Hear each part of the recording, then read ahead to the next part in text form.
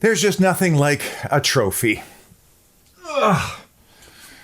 And I think for today's show, you're going to need one of these or maybe one of these, because it's time to celebrate Aston Villa's U18 beauties defeating Liverpool by 2-1, winning their first FA Youth Cup in 19 years and their fourth all-time. Congratulations to the Villa. Let's give you the holy trinity of how Aston Villa usurped Liverpool at Villa Park. It's our FA Youth Cup special.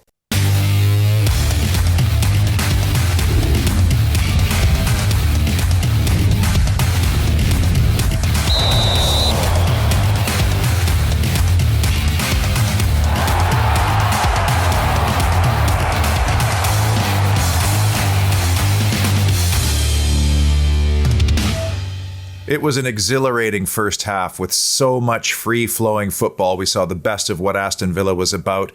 And then it got a little nervy near the end, much too close for comfort, and that scoreline heavily flattered Liverpool. Shots on target were 8-2 by Aston Villa.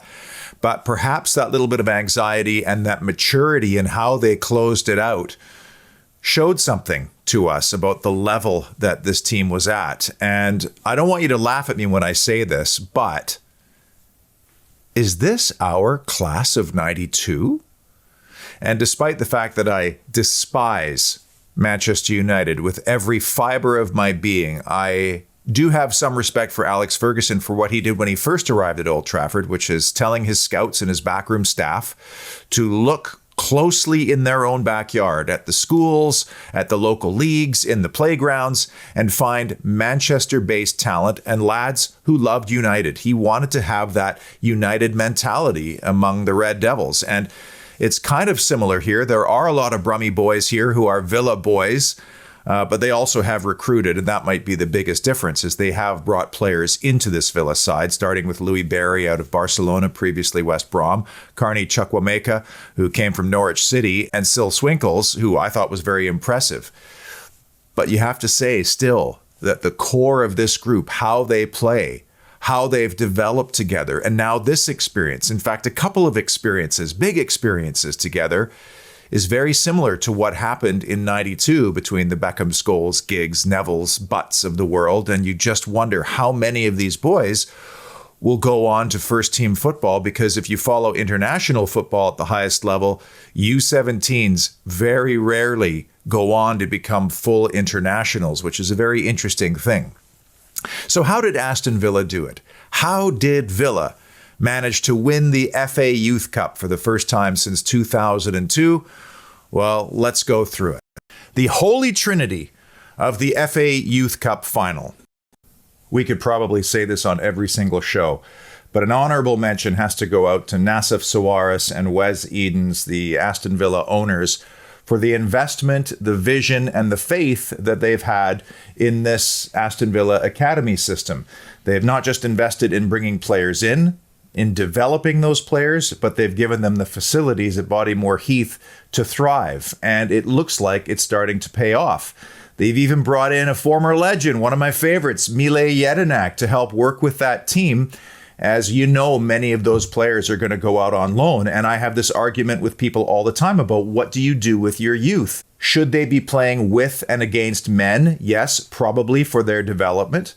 But every once in a while comes along a 17-year-old that needs that higher level in order to grow and to progress. And there's a couple that certainly look like they're in that mix. Kane Kessler, Carney Chukwuemeka, maybe even Louis Barry, and Brad Young as well. I mean, there is an exciting crop that is going to push the current first team. So honorable mention to NSWE, and also honorable mention to the two coaches as well, Liam Bramley and Sean Verity, for doing just an amazing job with the U18s. But my number 3 holy trinity is the January FA Cup experience and redemption for those players who had a little taste of FA Cup football at the senior level heading into this game. And isn't it interesting? They played the same opponent in Liverpool on the same ground, and there were 4 or 5 players in that squad today that had some of that experience against Liverpool. And I just wonder if in the back of their mind, they look back on that game and say, well, we actually competed against their senior squad and weren't outclassed entirely. 4-1 probably did flatter the young guns. But again, do you wonder if that experience helped them here today? And they'll be very disappointed that they weren't further up than 2-0 at halftime because of the landslide, the avalanche of chances they had to put that game to bed. And there were some great chances in the second half. Aaron Ramsey coming on, and he probably should have scored 2 goals when he came on. So I'm going to look back to January. And isn't it funny? COVID-19 has ruined all of our lives this year, frankly. There was Aston Villa before COVID, which was very good. And there was Aston Villa after COVID, which wasn't quite as good. Coincidence? Maybe not. But the one thing that the pandemic gave us was the chance to see these young starlets thrown into the fire against a senior Liverpool squad, and they did not quiver and die. They competed. It was one of the stories of the season. And so maybe that sort of precipitated today's performance and their ability to hang on and win it. So number 3, redemption from back in January. Now, you have to look at goals as game changers. And the 1-0 goal was obviously a major moment in this game because it came so early. It came in the 8th minute. And by the way, what a finish from Christine. Absolutely planted it between the defender's legs into the bottom corner. But if you really want to look at the genesis of a goal, the beginning of the goal, you have to go back to the 5th, 6th minute as Villa were under pressure and goalkeeper Marshall collected. He looked upfield and he absolutely hurled one at the feet of Kane Kessler. It was a quick and blinding counterattack that went right down the length of the field and turned into a corner. And from that corner and a second phase, the goal occurred. And this wasn't the only time that Marshall was trying to play quickly. It was one of the hallmarks of this team that I love. And you could actually start to see the resemblance between the first team and this youth team, which is great news. Continuity is really important in a club. And it was the desire to play quickly, the desire to break lines, the confidence to make those passes. And even though a couple of times Marshall was caught in the first half and probably a little bit lucky that they didn't get burned on it, he kept going back to the well, playing it quickly. And that throw was beautiful. It led the counterattack and it led to the corner that then preceded the first goal in the 8th minute. So I call that number 2. And that was the quick thinking of goalkeeper Marshall to send Aston Villa on the counterattack. And the number 1, holy Trinity, in the moments that changed the match, comes down to Brad Young. He was the man of the match for me. And there is a street fighter-like mentality to this kid. And in fact, some of you on Twitter had a very good shout. He reminds us a little bit of Jamie Vardy. There's something about him. Whip it quick, aggressive, brave, makes fantastic runs. In fact, I think he was only caught offside once in that game, but he ran off the back shoulder of defenders all game long, seemed to always be available. Now, this is a Villa team that had some excellent performances. Christine with the goal, of course. Louis Barry. Louis Barry is a real problem for defenders. And what I loved about him is how many times, especially in the second half, he directly attacked the byline where it intersects the 6-yard box, which is a horrible, horrible place for defenders and goalkeepers because you can't look at 2 things at once. You can't watch the ball and the player and see who's open in the penalty area. And they never did end up cashing in on it, but that was very Barcelona-like.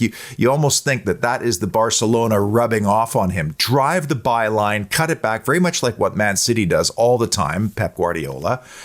He was outstanding in the game as well. Carney Chukwuemeka. I mean, this kid looks ready at 17 years of age. Poise. He's a man amongst boys with and against like for like. What can he do against men regularly? We shall find out. Sil Swinkles. What a performance he had. A couple of big blocks, big clearances, still good on the ground.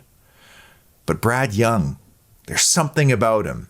And to earn the penalty the way he did, and then to finish it the way he did with so much poise, a little bit of sass. Excellent. And I think he's kind of almost the forgotten guy a little bit in this group of starlets. But from the day, to me, There's something very seasoned about him, right down to the neck tattoo. I love it. Street fighter, aggressive, dangerous, and takes his chances where they come. So there it is, the holy trinity of how Aston Villa defeated Liverpool to win the FA Youth Cup. Brad Young, the street fighter, Marshall with his quick thinking back in the 5th, 6th minute, and maybe that FA Cup experience from January.